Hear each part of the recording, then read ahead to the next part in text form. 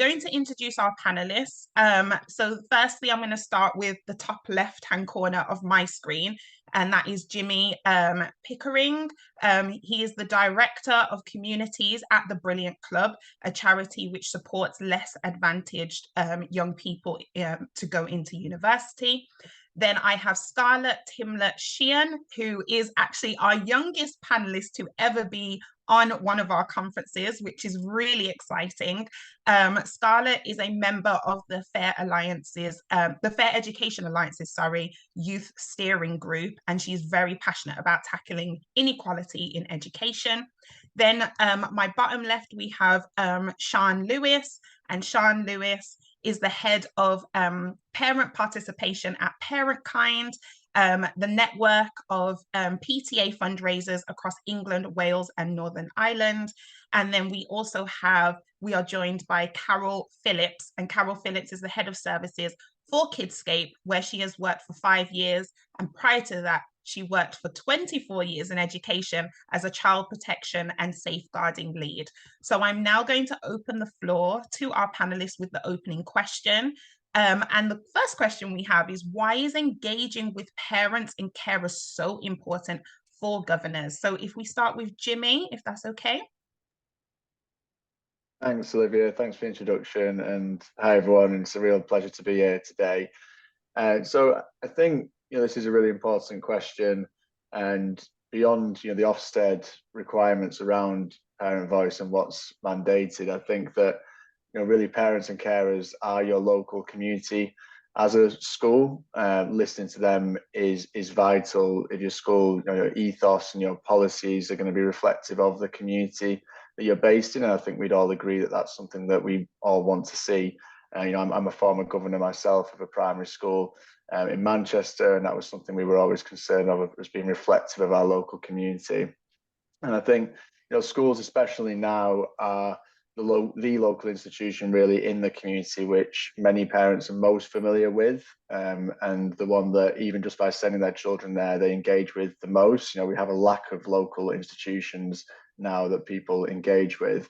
So I think that institutional recognition that schools have does come with a responsibility to provide parents and carers with that opportunity to be as involved as possible in school life, since those opportunities are lacking elsewhere, and especially for those that are less privileged as well. There's more barriers to that engagement. So I think treating parents as partners rather than an inconvenience or a problem, or just people that you want to send a survey to, is really effective, and actually leads to joint solutions. And just one example of this, there was something called South London Listens in South London, at a school called Oasis South Bank there, which was about listening with local parents, and parents identified that mental health was the biggest issue that they cared about locally. So Oasis South Bank actually responded to that by working with parents to consider what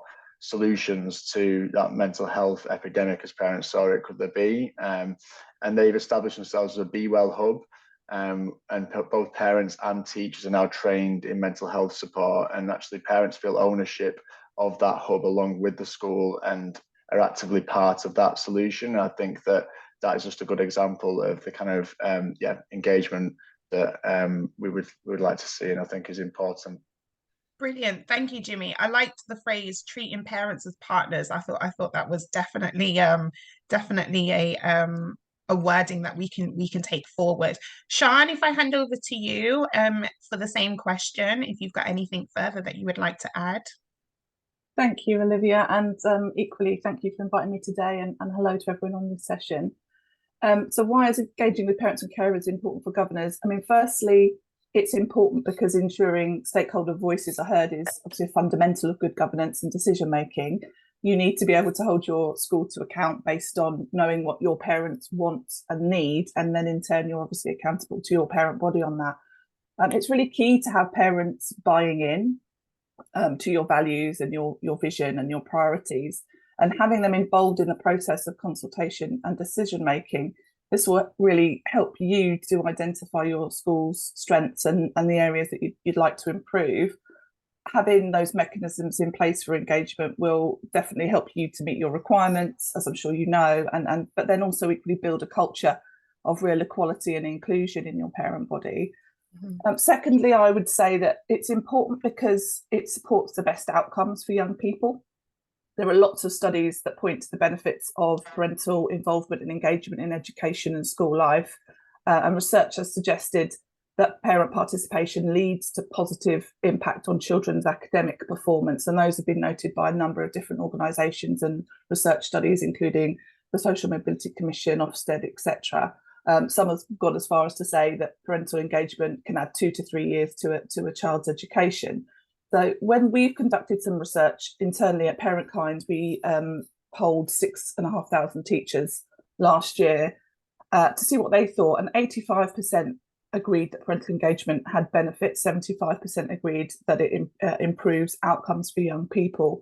And as well as building trust and a good culture and raising aspirations, these are all kind of key things that are cited as the benefits. On that basis alone, I'd say there's a real responsibility for schools and governors to ensure that effective and really comprehensive parent participation is actually happening, to give young people that best chance to achieve the best possible outcomes. And I think my third point really would be that there's lots of challenges in schools at the moment, and these have obviously recently been highlighted even by governors themselves in the NGA annual survey. And other benefits of engagement, are often cited as including things like improving behaviour and reducing absenteeism, and these are obviously key issues in school at the moment. And although they're really complex issues, having that strong relationship with your parent body and consulting them and acting on their ideas, giving them that active chance to participate and engage is really essential. So building that relationship is going to work both ways. It will give you that invaluable insight into key concerns and needs, but it will also, with that positive and collaborative approach, it will only support you in making headway on those persistent challenges. And you have that vital role, I think, to play with your parents as a community at a time in sort of post-pandemic, in the light of the cost of living crisis. Families, do need additional support, and schools can be real kind of community hubs and sort of service centres for things like support around breakfasts, uniforms, wraparound care, food banks, family learning. I think the last thing I would want to say is, in our annual parent survey that we do, obviously we do that every year, and the vast majority of parents do want to play an active role, and that's really key to remember. Parents actually do want an active role, they do want to have a say, and so you're kind of really acting on the will of that majority. So in essence, I think everybody wants engagement and everyone stands to benefit from it as well. Brilliant. Thank you, Sian. There's a lot of key things that you've mentioned there that I know that we'll dive into even further in terms of the effectiveness of the strategies that each individual school uses in order to engage their parent community. So that's very brilliant. I'm going to move across to Carol. And Carol, is there anything that you want to add to this opening part of the discussion? Thank you. Yes, good morning, everybody, and thank you again for inviting me. And I really echo everything Jimmy and Sian has said, because, at the end of the day, parents and carers are investing in schools, and they're investing in their children's education. And schools have children for 5 to 6 years at a time. And it's really important that you foster good relationships, because you need to have a cordial, amicable relationship with schools that will see your child through, because there's going to be difficulties along the way, invariably. And if that happens, you want to be able to approach your school with the mindset that it will be resolved and things will be discussed in a way that will only improve your children's outcomes. But often what I find working in education, there's sometimes a disconnect from what governors are, what they do, they're invisible. So I think from the outset, it's important to have that trust, but also that transparency, who your governors are, or your named governors are, because very often if you even ask your school-based staff, they may not always know who your lead governors are in certain areas. So I think it's really important to be visible, be on show, they are accountable at the end of the day, but really have the openness that you could approach the school, not knowing just who the staff are, but knowing who the governing body is as well, and what their particular role is. And even for the children, I'm very big, as everybody else is on here, so that children's voice is heard first, and last. So it's important also for the children to know who the governing body is and what their role is. Brilliant. Thank you, Carol. I'm hearing a lot about context and really knowing about the relationships and who you're in a relationship with and the needs on both sides. So changing the question slightly for Scarlett, based on Scarlett's background in working with youth, I want to ask, what are the biggest challenges with engaging young people and parents that you're seeing in your area of work, and how can governors be more in tune with that so that we can make sure that we're shaping the best landscape for our young people in school? Great. Good morning, everyone. Thanks for having me on. Very excited. I would say one of the biggest barriers straight off the bat is that student voice isn't taken seriously within a school. From a governor's perspective, I think that having more governors at the top being invested in student voice would be incredible. So I was on my student council for 2 years, and even though that's seen as quite a good student engagement practice, we were still having problems because we would get to a certain point and there would be a point where teachers higher up just wouldn't be interested, or we just don't want change, we don't want to do it. And I'd have to go back to my tutor group and say, there's not much we can do. And that's one of the big barriers, is that students almost know that they aren't being taken seriously. They know that their opinions aren't going to implement change. So one of the first steps, I think, to addressing barriers for student engagement is letting them know that their opinions matter and holding space for them. Moving forward with that idea of holding space, I think engaging with students on their own terms is really important. So, for example, not just sending out a survey or a form that they have to complete. I'm not going to lie, it's not the top priority to be filling in that student engagement form. Although there are, good points about it with privacy and safeguarding and etc. But I think engaging them on their own terms with discussions, with roundtables, really encouraging students to give their opinions and solutions on what they want would be really great. I think that would address a lot of the barriers, because it broadens out who you're engaging also, and it makes sure that students feel like they're being heard and that their solutions are being carried forward.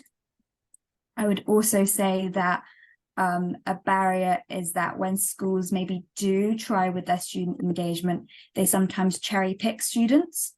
So a barrier is that the most disadvantaged students, the most marginalized, ones who are not getting their voices heard right off the bat, are having that voicelessness cemented by schools sort of cherry picking. So, I mean, I was on my student council and the sort of like the senior prefect team. So I was a cherry pick student.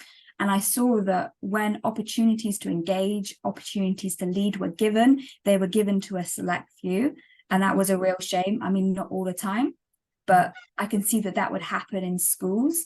So I would say a really important thing for me for addressing barriers to student engagement is making sure you're engaging all of your student body, making sure those leadership opportunities are maybe not going to your perfect students, they're not going to the A stars, they're not going to the students who have good attendance.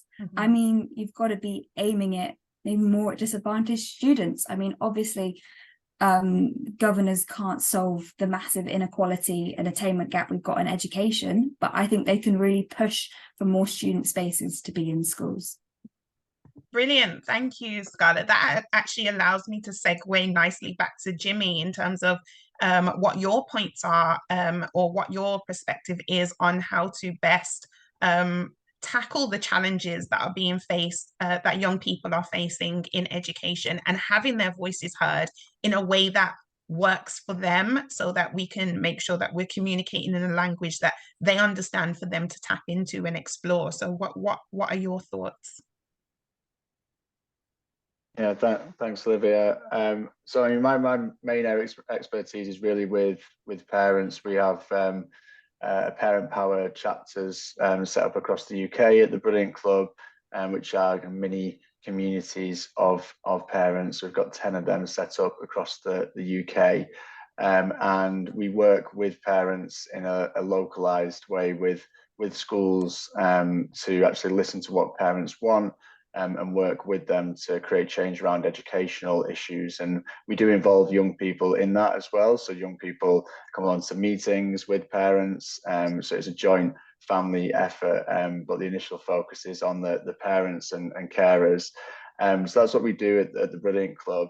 I think, you know, some of the challenges there that parents are facing around time and you know, especially the cost of living at the moment, and actually just not being able to engage because of working 2 jobs and having 4 kids is you know, a huge barrier that a lot of families that we work with are experiencing.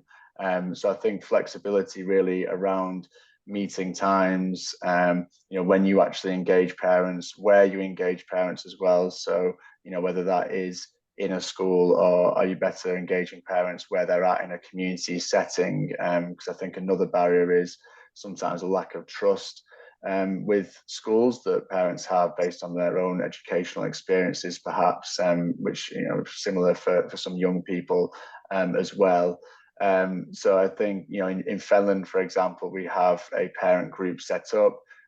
We pay travel costs for parents to go to meetings.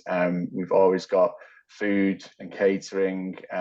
Tea and biscuits go a long way, as I'm sure we all know, and, you know, help to develop that kind of sense of belonging, as well as just being welcoming and giving people something to eat whilst they're there. And yeah, I think making things as accessible as possible in that way is really important. So yeah, I suppose those things apply both to parents and young people, and we've seen that play out across our parent power chapters.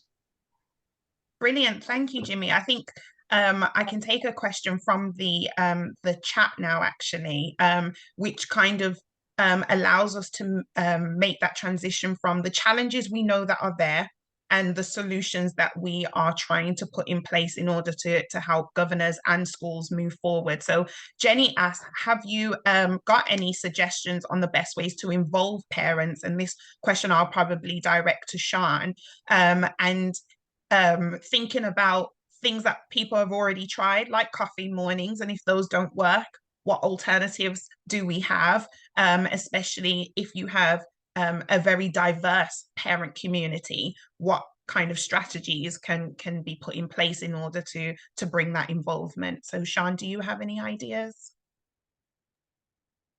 Yes, thank you, Olivia. Yeah, I think just as a starting point, I think I'd just touch on the sort of key challenges from the school and parent perspective. First of all, just to sort of set the scene a little bit from what we're seeing. The research we do does really show that there is that yawning gap between schools saying they can see that there's benefits, it will improve outcomes, but like a low rate of schools actually doing the work needed to make that happen. So when we had a survey, only 8% of schools had any kind of engagement plan, only 5% had undertaken any kind of training around working with parents. I just wanted to kind of set that scene first. So there are real barriers for teachers. Equally, parents will cite year on year that they don't have time, that they find the idea of getting involved intimidating. They're not sure what skills they've got to offer. They haven't been asked. So there's lots and lots of barriers there, and obviously being really inclusive of the parent group is really important as well, and we've sort of touched on that already today. But I would say, for me, when I think about the kind of challenges, there are so many ideas about what you can do, but for me, I think we have to start with really having an effective method in place for schools to really kind of commit to and apply the knowledge and skills and resources and time to actually have a really robust sort of framework for parental participation in their schools. Because yeah, I would completely agree, things like lots of surveys for parents, coffee mornings, you know, lots of visibility of governors and so on, all these things are going to build rapport, build relationships. But for us, you know, I have to mention, I know there's lots of other ideas and models out there, but it was very clear to us, a parent kind, that schools were calling out for a really workable approach. And so some years ago, we did commit a lot of research. We commissioned research into how schools can actually embed something effective. And this led to a lot of consultation across the sector, and we designed the blueprint for parent-friendly schools. And if you're not aware of it, I would suggest it's a free resource. It's on our site, and it is that foundation for all school leaders and governors to really build upon those contributions from parents. There's a really whole school approach ethos there's 5 key drivers to implement, and I think that putting something in place alongside training, alongside kind of monitoring and evaluating are going to be the really key starting points. And then, you know, underneath that, yes, there's lots and lots of different kind of micro level ideas about what can make that work. And, you know, we are here if you need that advice and you know, plug ourselves. But that's very much the work that I want to do and that we want to do as an organisation, is to turn that into a practical, effective, implementable, embedded thing within schools, that it's a proper adoption of that across our schools. So there's absolutely lots of ideas, but for me, the solution, first of all, is to really dedicate that time, that team, that resource. I know how challenging that is. There's so many competing priorities, but actually to start from the top down and embed that, so that you can then make collaboration really possible, make parents your partners, and make parents have that joint ownership in school life. So I would say that that's, to me, the key thing to say about solutions and addressing challenges. Brilliant, Sian. Thank you. Carol, I have the same question for you, but in a slightly different structure based on a question we've seen via the chat from Kirsty, who wants to be able to differentiate between how we involve and engage voices, the parent and pupil voice, at a secondary level and a primary level, and ensuring that we are providing the best way to approach those different levels of education. Do you have any thoughts on how we can involve parents based on the school setting that they're in? Yeah, absolutely. I think, you know, any environment that a child is learning in, it has to be a safe environment conducive to active learning. And if that's not present, the child isn't going to thrive. And I'm a really big, passionate advocate of continuity. What happens in primary school should carry over into secondary school. And I think what I used to do in my secondary schools, I used to go out to the feeder schools and other schools of children who were coming to us and sharing our good practice, but seeing what the primary schools were doing to ensure that, to a degree, we could replicate that in the secondary school setting, because children like their comfort. And when you think, you know, children are leaving primary schools, 200 to 300 children into secondary schools of 1,500 or more pupils, it can be a daunting place. So I think ensuring ask the primary schools, you know, what wraparound services do you have internally? Who do you buy in externally? Because there's a lot of amazing external providers that schools can tap into to support the children and what they need to do. And I echo a lot of what Sian and what Jimmy said. I think it's about investing in the parents' voice and the students.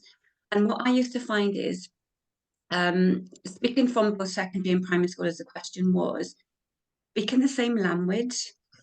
Terminology can often get lost in translation. We're so tuned in to speaking the language of our work, and we forget externally people might not know what we're talking about. So we really have to take it down to the level of what the external person will understand of us, because we need to engage and buy into that, and that goes for secondary and for primary school.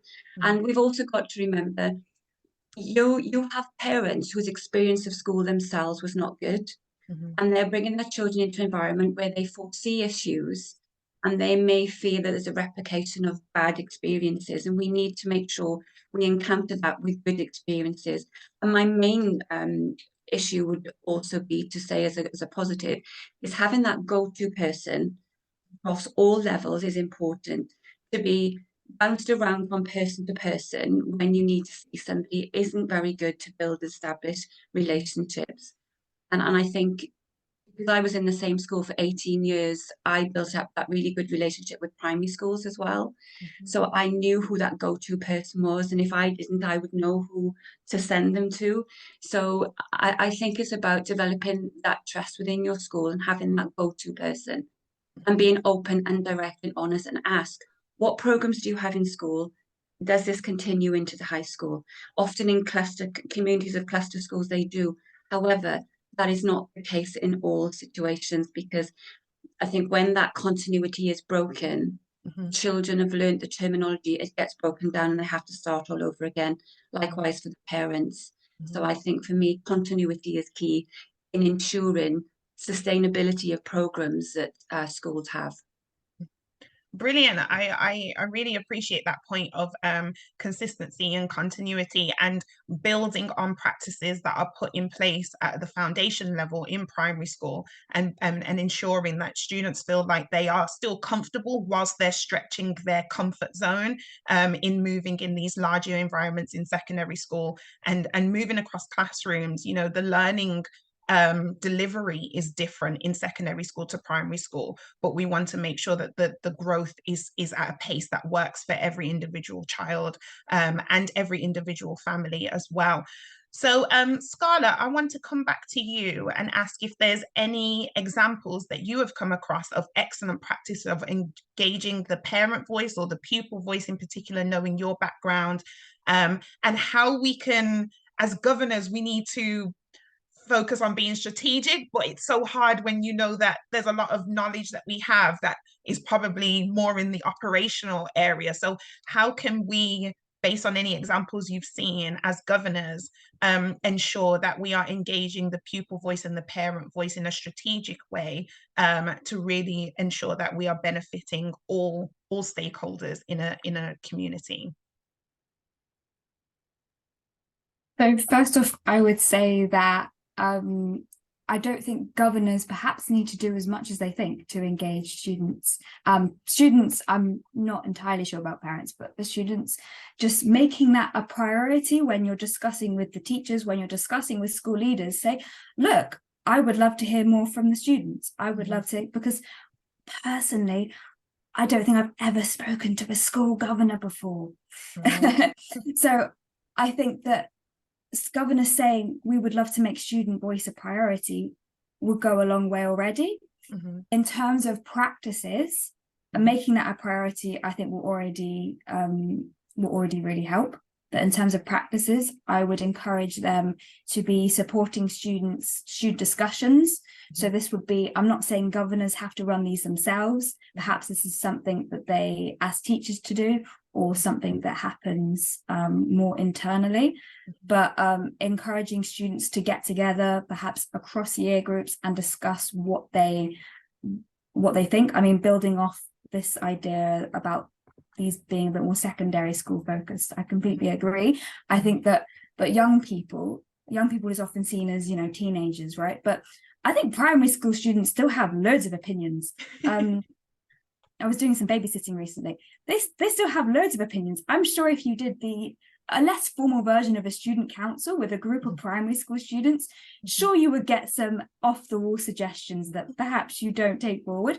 But I'm sure they have brilliant ideas about what you can take in a day-to-day capacity, just as students, you know, all the way going up into sixth form, they have good ideas because they are the ones experiencing education on a day-to-day basis. I completely agree with especially what Carol was saying about engaging parents and there being this disconnect between parents and that. I mean, my mum is always telling to me how much education has changed since she was in school. So I think they really go hand in hand, because by prioritizing student voice, you are making sure the feedback is the most up to date. You are making sure the voices that you're hearing, the opinions and suggestions that you're hearing are the most up to date with how culture and education has changed. So by doing that, you can better inform parents as well. So in terms of practices, I would really encourage representatives who talk to their student council, who's talked to their form tutors, and perhaps that can be revolving, whatever kind of suits your own school. Because obviously you can't talk to every individual student, but students still talk, students still kind of have ideas about what can be taken forward. So I would encourage that. I would also encourage cross-year engagement. So what I mean by that might seem more of a opportunity for student development, but I would see it as a really important way of finding solutions that work for the school. So for example, year 12s or year 13s are going to be giving year 7s and 8s tips and tricks, right? That's what we were kind of doing when we had a new year group, when we had a new thing, we give them advice. So why not take that advice, formalize it and give it to school leaders and governors, and they can use that to make productive change. Brilliant. Thank you, Skylar. I do appreciate your point around cross-year collaboration and really feeding forward. I call it feeding forward rather than feeding back. So anything you learn as you grow, you pass it forward to those who are a few steps behind you based on year group so that they can move further faster. So I definitely agree with you there. Moving on to another question that we have for the panel, and I'm going to come to Jimmy first about this, in terms of, are there any particular strategies or policies you have seen work well when it comes to engaging parents? Yeah, I think, for us, relationships are key. This has come up already across the board, really. And the approach we take is based on community organizing. Actually doing meaningful listening with parents, which I appreciate takes capacity and resource to do that. But the fundamental tool for this is relational one-to-one conversations. So actually having someone, and we've seen this at Queen Catherine's Academy, they have got some fantastic practice in this area. They have a community linked person with each of their main communities. So the Roma community and the local Czech community as well. They can speak the language, and they actually go out and have these one-to-one conversations with parents and just learn a bit more about them as people, about what they actually want for their children, what barriers they see their children experiencing in their local community. And those conversations are fundamentally what the relationships are built on, which can then actually feed into parents coming together and feeling that the kind of ownership that I was talking about before over school policy and procedure, but just actually builds links with the local community, which I think that this community organizing approach, it's been utilized by a number of different schools in different ways, and has led to real meaningful input into things like the mental health policy, like I was talking about before, but also just allowed for leadership development as well. So I think in the chat there's a few people mentioning about parent governors and the difficulty of finding parent governors, and if you do invest the time in this and find local parents who might not have had the opportunity to engage with the kind of progression and knowledge opportunities which will allow them to become local leaders. If you actually invest in them and take that time, then you can find people who will join your governing body as parent governors. We've seen that with Parent Power. We've seen people become parent governors who never considered it before, but having had these kind of conversations with people that represent the school, developing that sense of trust, and they've taken on that role. So yeah, that's the kind of approach that I would encourage, really.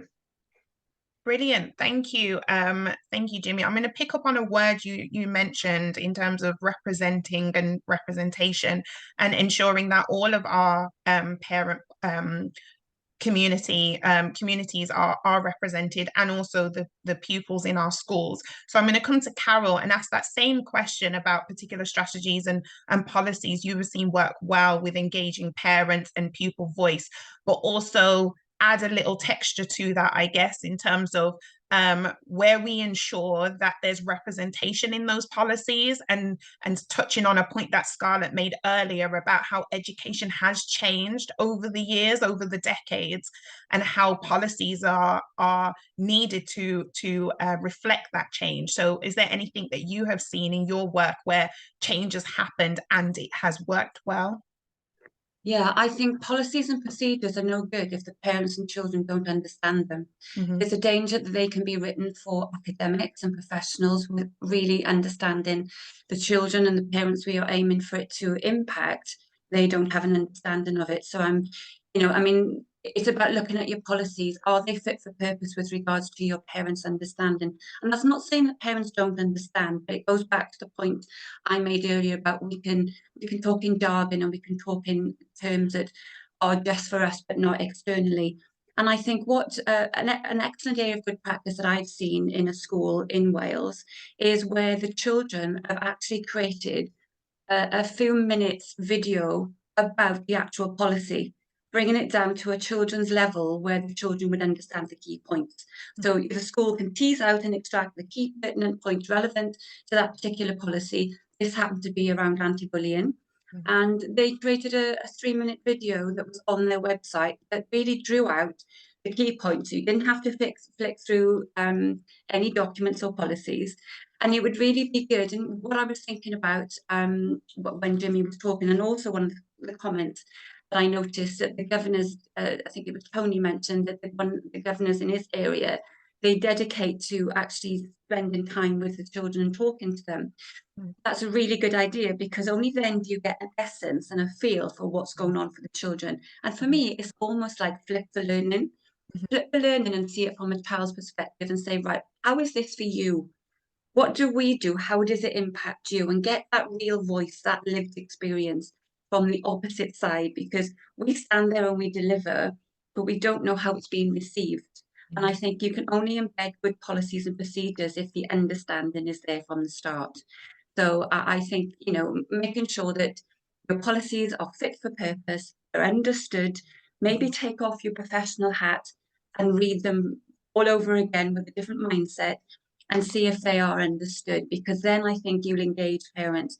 And also, I think what Tony suggested with the governors working with the children, do that with the parents as well.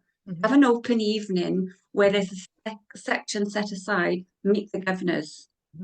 You know, I think it would be so easy to do. So that, again, as Scarlett said, which I kind of couldn't believe, that she doesn't think to even talk to a governor. To me, that's bad practice, because if you govern the school, you have accountability and responsibility. And it does you good to get to know who you govern and really listen to their voices. So I hope that goes in some way to answer the question. But I just think it's really bringing it down to the grassroots levels of what impacts your community. Brilliant. I really liked your point about how the policy and the procedures, the practices that take place in school has been translated in a way for children to understand. So they were able to create something of their own that gave them their own way of communicating through understanding, but also being a part of the production of that mini video. So it's another fun project. I know that in the previous session, we talked about making sure that learning is fun for young people, for children, for teenagers, because it creates that connection to the material, the subject matter. And so knowing that's happening at a policy, a school rules kind of perspective as well is also key.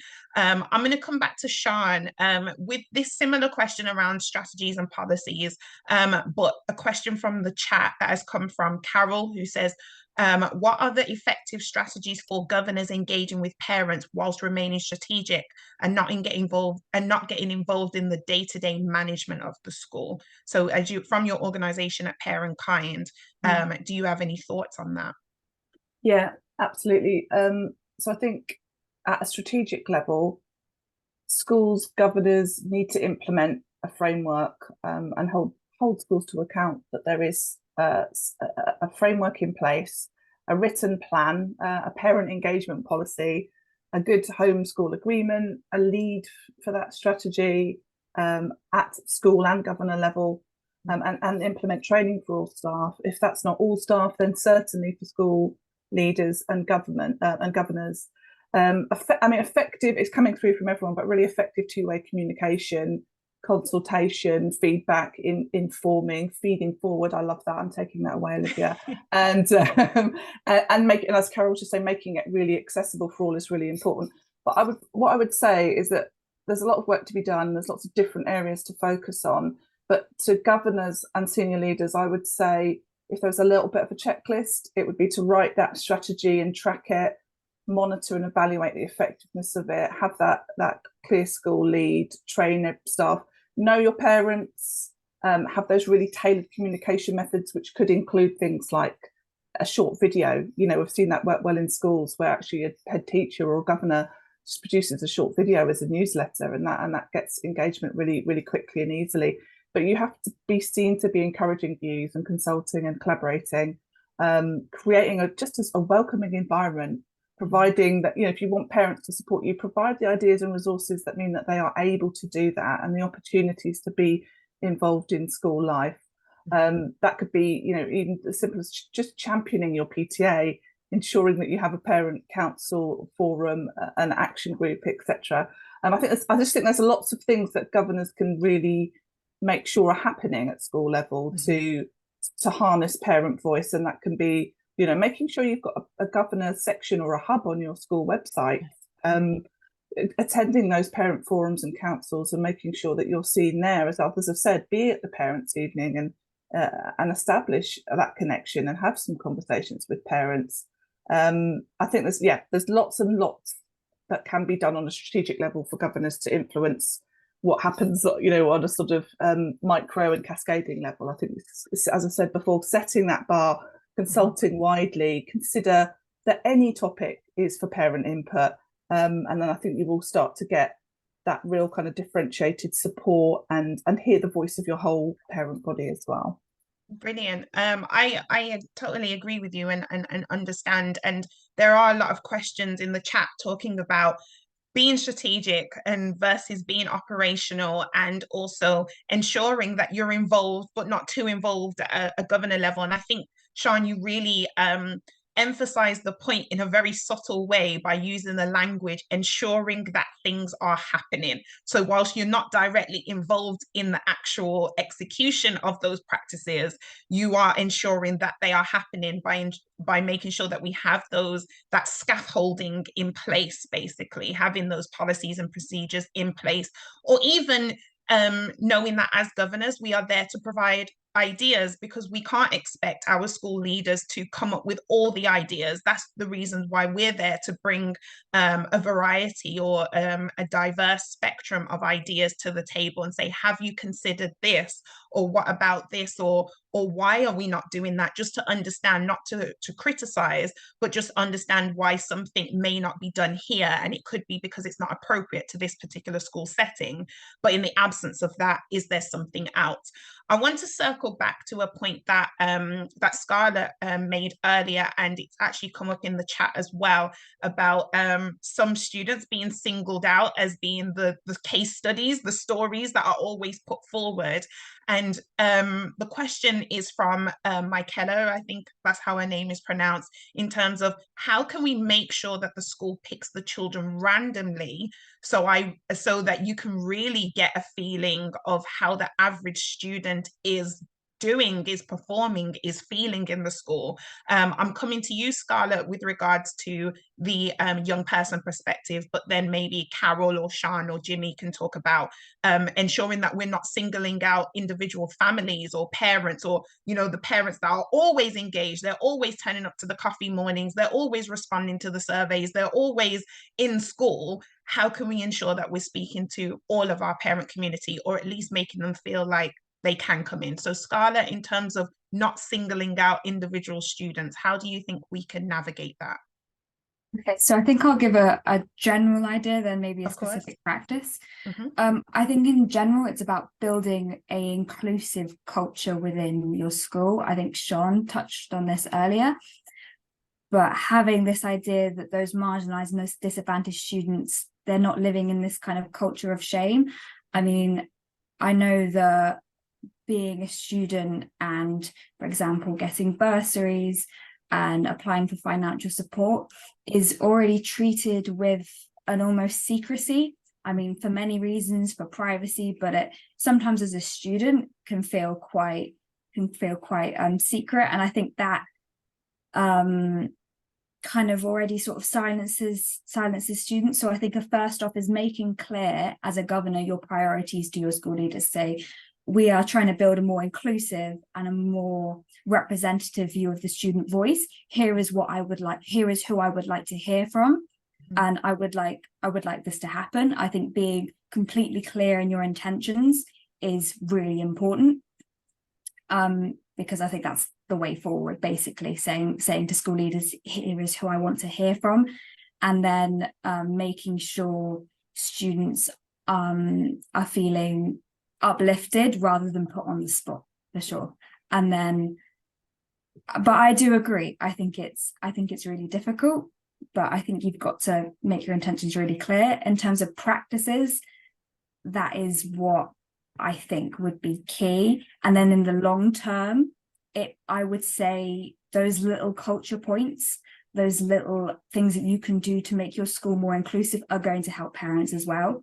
So showing that you're offering help for school uniforms, showing that in your emails you are using accessible languages, you're not using sort of out of touch sort of cultural references that parents might not understand.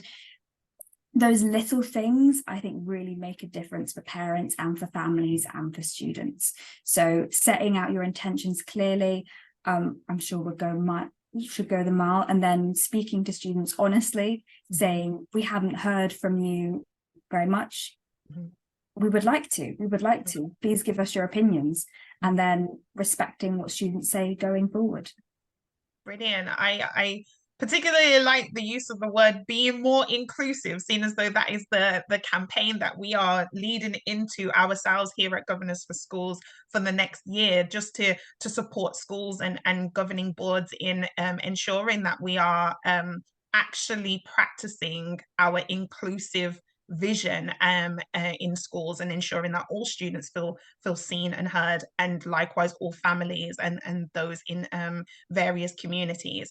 So I don't know if Carol, Sian or Jimmy, who wants to answer the question. Oh, Carol's already unmuted herself, so go ahead. What are your thoughts on that so many area? thoughts and areas of experience in that, and I think inclusivity means nothing if you don't evidence it in school. So what does inclusivity look like? How do you evidence that in your school?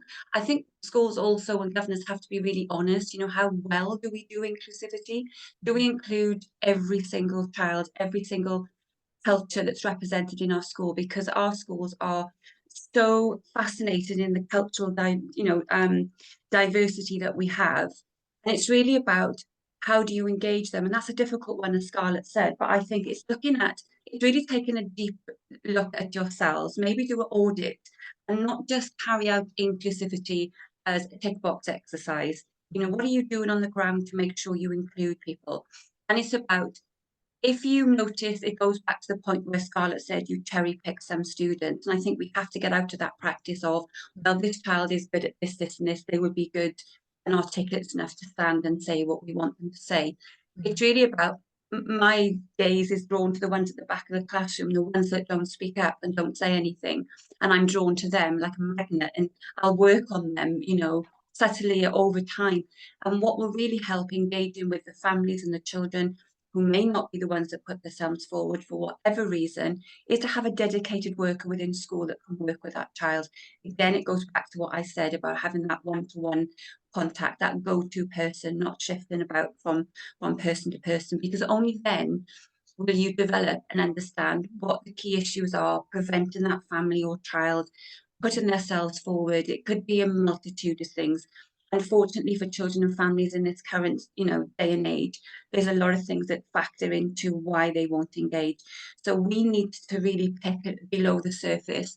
One, is the school really evidencing inclusivity? What does that really look like? And how do you want it to look like? I'm a great believer that when I go into schools in my current role and previously, I get a sense and feel of a school within minutes of being there by how I'm greeted, what the school is saying to me, what's on the boards. I'm a really big believer in it. You've got to evidence what you're talking. It's like it's like walk in the talk, be evident what you're trying to say, you stand for. That is such a great point. It's literally, how do I feel when I show up in that school building? Because I'm thinking of it as a governor myself, when I do those learning walks or when I do those visits and I'm meeting specific leads on key areas for which I'm a link governor.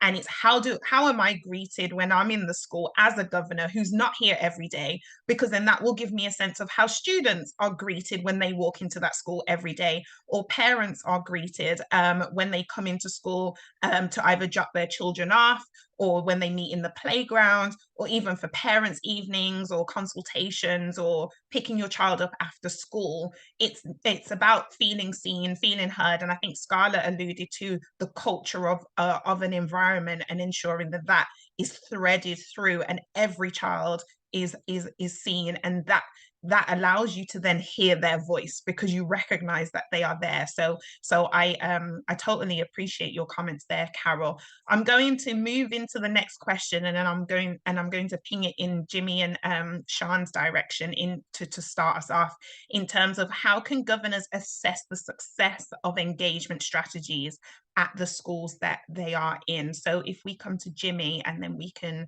hear from Sean afterwards. Yeah, I mean, I think at a basic level, you need to see how many parents are you actually talking to, in the school. So who's coming to parents' evenings, who's coming to the kind of coffee mornings and different events that we've suggested that you could hold at schools.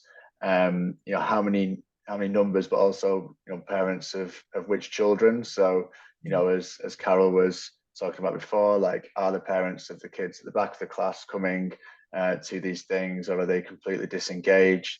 Given your specific school context, thinking back to when I was a governor at the primary school at Heal Place in Manchester, we had a lot of new arrivals, so a lot of families just coming to the country, and the young people were struggling with their English at first, the parents as well. And as Scarlett was saying before, we were very clear with the head that we wanted to speak to these parents and engage with them. So I think there's looking at the overall picture of who's turning up to what, but also who, with given your specific school context and the groups of young people you've got in your school and the parents who's attending those things as well, and are you making it as accessible as you can do in terms of translation and some of the other things we've talked about as well. And then I think also, looking at leadership development, which I've mentioned. So, are there parents in the school who are taking on any leadership roles? Have you got that strong parent governor on your governing body who's turning up to meetings? Beyond that, are there any other parent leaders who might be organising events within the school? These are all things that you can discuss and are there, visibly to see as impacts and in terms of the approach that you're taking. There's also the Gatsby benchmarks, which I think are important for governors to consider. And one of these benchmarks relates to parental involvement in careers, progression for students. So I think looking at those benchmarks, how are you involving parents and carers in that as well? And yeah, I think that's probably a few things that I'd encourage governors to look at. Brilliant, Jimmy. I think you really honing in on the point of really understanding who is in our parent stakeholder group, who is really there, very much like what we've heard in terms of really understanding our student population, who are the young people in our schools, primary or secondary. So I bring the question over to you, Sean, as well, in terms of any thoughts you have on how governors can assess any success strategies or in terms of understanding your parent and your pupils. Yeah, absolutely. I think Jimmy's covered a lot there. I think as part of the strategy, you obviously do need to have those measures in place to track and monitor and measure those levels of engagement. There needs to be a way of recording implemented methods. So I think if you have a series of things you are seeking to put in place through your strategy, think about how those are actually recorded in some way, and all the opportunities that might arise out of that. So within that, you could be recording obviously things like the number of parents who have volunteered for certain events or visits at your school. You could be recording responses to consultations and surveys to parents, open rates of newsletters, attendance at events, etc. I think one thing that is really, really key if you're taking a strategic and kind of whole school approach and really trying to drill down on all those things you need to do, is to continually measure how far you've come. And I apologise that this is another plug, but it is a free tool, and I want people to know it exists. But we have an audit tool, which means that you can actually go on as a school and complete your own survey and see if I am meeting everything that I need to be meeting under, for example, what leadership and ethos and resources should look like, what really effective two-way communication looks like. And I think it is really important that we start to kind of speak the same language across parental engagement, and that we're all kind of measuring the same thing. So I would say that is a really useful thing that exists, anyone can access, and you are able to score and track your progress over time and signpost to other recommendations. And I hope that would be actually a useful thing that schools could governors could potentially signpost to their leaders at school. I think beyond all the kind of data, which can seem quite cold and unwieldy sometimes as well, I think governors can be there to kind of ask questions of leaders in those opportunities where you actually really get to assess how well it is working, and just simple questions like, how accessible has our school kind of become to parents who wish to share their views? Let's look at what we've done. What methods are we relying on to communicate? Are we missing any opportunities? Are other schools doing other things? It's a continual kind of referencing of opportunities and things that you might not have tried. And I think sometimes that can come in the form of conversation as well as kind of really hard measuring as well. But certainly it's absolutely essential that we do continue to review, and we do continue to keep pushing the bar in terms of what we can be trying and what we can be doing. So I think that governors can play a really key role in, again, ensuring or holding to account that we're not sort of trying something and then not doing it long term because we tried it that term. We're actually looking at how we can build upon that and how we can try something different if it's not working, or if we've really tried a new method of communication and actually it doesn't work for everyone, what else can we be doing? And I'd certainly, as a last point, echo what Scarlett was saying as well, and Jimmy, that it's really got to, and Carol, it's got to be an inclusive approach. We have got to, success isn't just all of the same people always responding to one survey. It is, we've got this diverse parent body. Are we reaching everyone? Has everyone got this opportunity to speak and to be heard? And that might mean trying really new and different ideas in order to appeal to everyone and give everyone the time to be part of that conversation. Brilliant. Sian, I don't think I could have wrapped up the discussion as well as you just did, so succinctly, which actually links to the final comment I will pull from the chat from Margaret, who mentioned that that she applauds the enthusiasm that we have on this panel today, and also that there have been some excellent ideas that that she knows that she has adopted in her areas or has seen. However, it's just a reminder that boards need to be realistic and remember that all governors and trustees are volunteers and many work full-time jobs. Recruitment of volunteers is difficult, as we all know, and when they realise how much there is to do, sometimes we can lose governors in the space just based on time commitment and capacity.